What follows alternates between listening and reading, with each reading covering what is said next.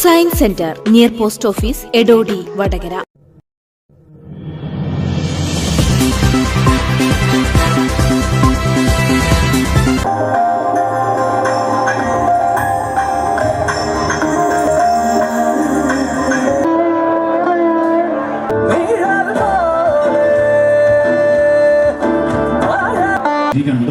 ഇതാണ് സ്നേഹം എന്ന് പറയുന്നത്. സ്വാമി ശരണമയ്യപ്പ. പച്ച റോസാപ്പൂവ് ഞാൻ ആദ്യമായിട്ട് കാണുക.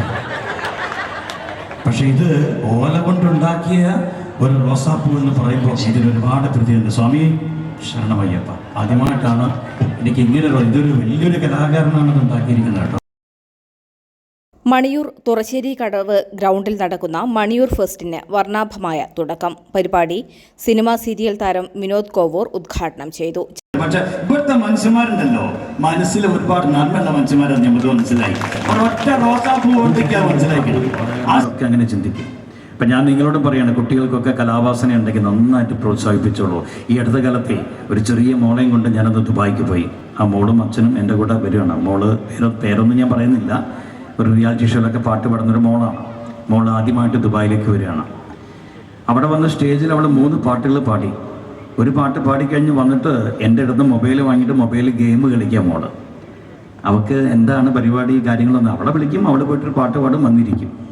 പരിപാടി കഴിഞ്ഞപ്പം ഈ മോളുടെ കയ്യിൽ സംഘാടകരൊരു ചെക്ക് കൊടുത്തു. കുട്ടി ചെക്ക് എന്താണെന്ന് കുട്ടിക്ക് അറിയില്ല. കുട്ടി നേരെ അച്ഛൻ്റെ കയ്യിൽ കൊടുത്തു. അച്ഛൻ അതൊന്നും നോക്കിയിട്ടൊന്ന് ഞെട്ടി.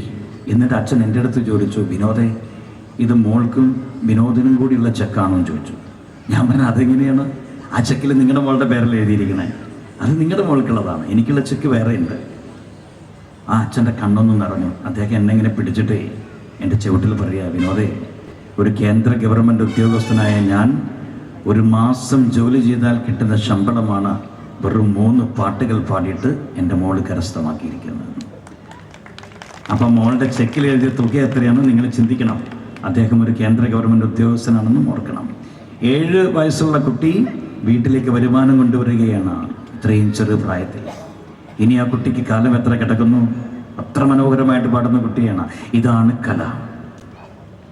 അപ്പോൾ കലാരംഗത്തേക്ക് കുട്ടികൾ പോകുന്നുണ്ടെങ്കിൽ ഒരിക്കലും കുട്ടികളെ തടസ്സപ്പെടുത്തരുത്. ചടങ്ങിൽ സിനിമാ താരവും നർത്തകിയുമായ സരയുവും ടീമും അവതരിപ്പിച്ച നൃത്തസന്ധ്യ കയ്യടി നേടി.